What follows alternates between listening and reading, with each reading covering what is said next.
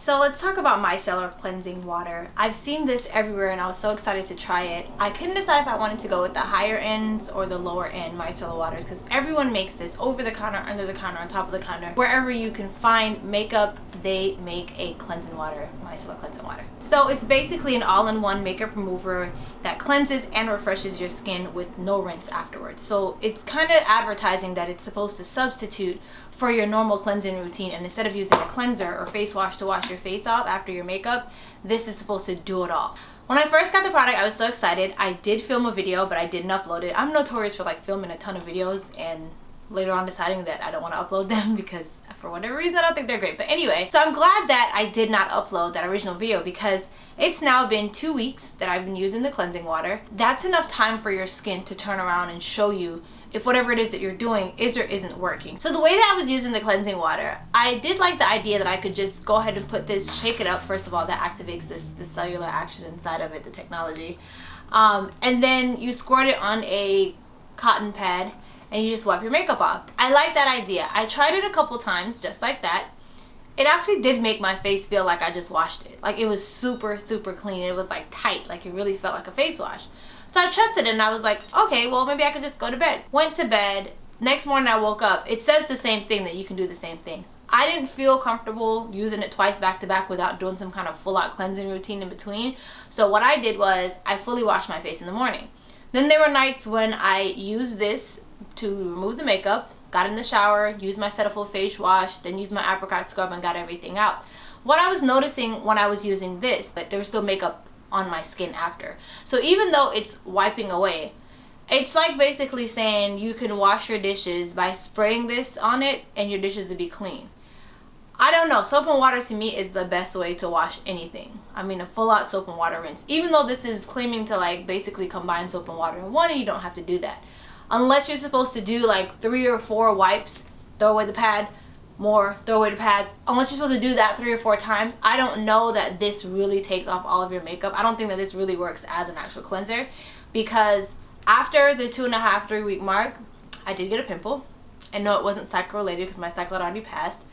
Well, I was on my cycle when I first started it, so I was well out of the cycle range. So I got a pimple here, and then that was like 2 weeks in. Towards the 3 week mark, I got a pimple here. I was noticing that my face is basically telling me, okay, what are you doing differently? We don't like it. I'm not sure if it's gonna work for you.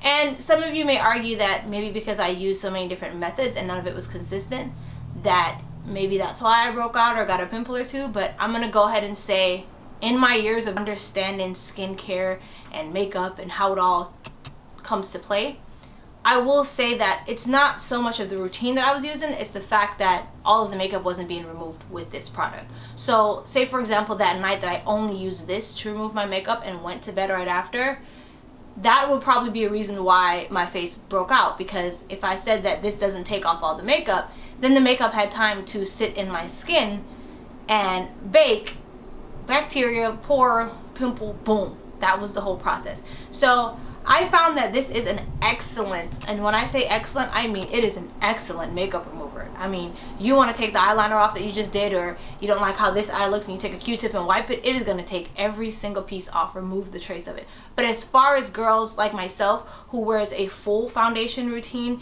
as in a full face of makeup, this alone is not enough. This alone is not going to be enough as a cleanser.